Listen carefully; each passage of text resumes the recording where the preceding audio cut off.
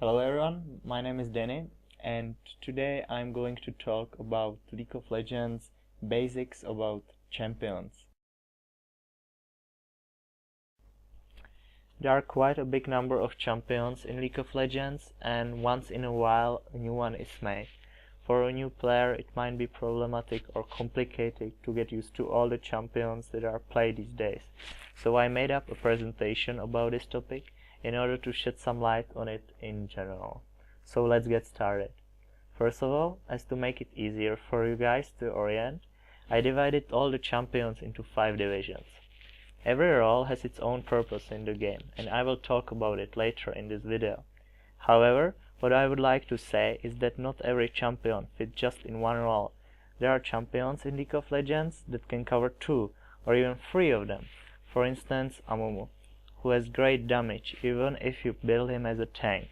So Amumu gives your team a tank, but also a melee mage, and furthermore he has also crowd control. Every team ought to have at least one of each of those. There are certain strategies that are exceptions. However, this works pretty well in general. Okay, to start with, we have bruisers. Bruisers are in lots of ways same as tanks, although they are renowned for dealing more damage. They'll scale quite good with experience and items. In teamfights, they are used for either or all of the following things: taking damage, dealing damage, protecting AD carry, and causing disruption.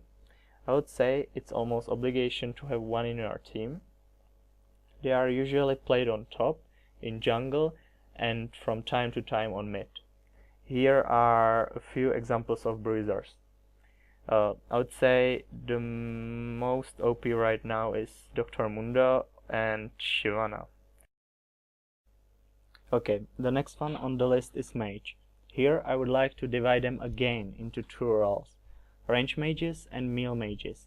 The only difference between them is that the melee mages have to build a bit more tanky items such as Zhonya's Hourglass, Rod of Ages, or Abyssal Scepter in order to survive.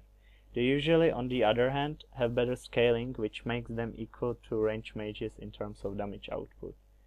Again, scaled rather good into late game with good items and experience. In teamfights, they are mainly used for either single target burst damage or AoE damage. Also, they are occasionally used for crowd controls. I would say it's obligation to have one in your team, since there must be some source of magic damage. It's not necessary that your team will lose if you don't pick at least one mage. However, as a game goes on and the late game comes, the enemy team will stack HP and armor in order to counter you. Moreover, there is an item called Hornmail. Conclusion for this is it's always good to have a mage in your team. They are played on either mid or in jungle. However, needless to say, mages in jungle are not as popular as they deserve nowadays.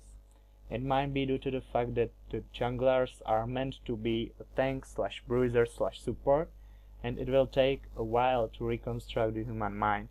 We might live to see it in the future. And here are a few examples of mages that you can play. It's obvious that supports are supposed to support. I think that makes sense.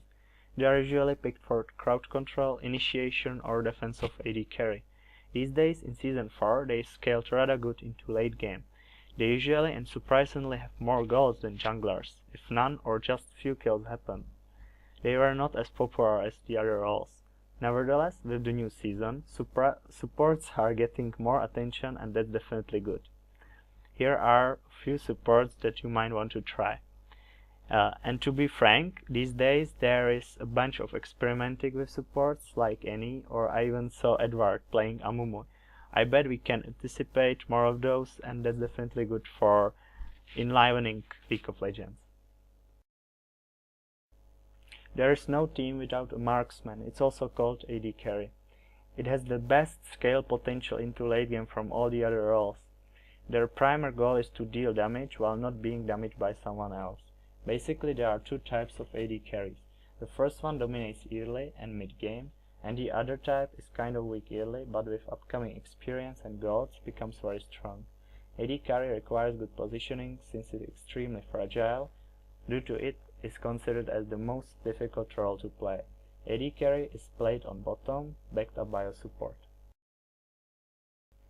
As I said before, tanks share a lot of aspects with bruisers. They are very similar to each other. A tank can be described as a bruiser with almost no damage, but yet great ability of survive. They are usually built to be able to take a lot of damage. Their goals in team fights are disruption, defense of your team, and somehow trying to be the one who takes all the damage of enemy team. They are played on top or in jungle. Okay, that's it. Thanks for watching, and if you have any feedback, either positive or negative, feel free to write it down to the chat below the video. That was Danny, bye bye.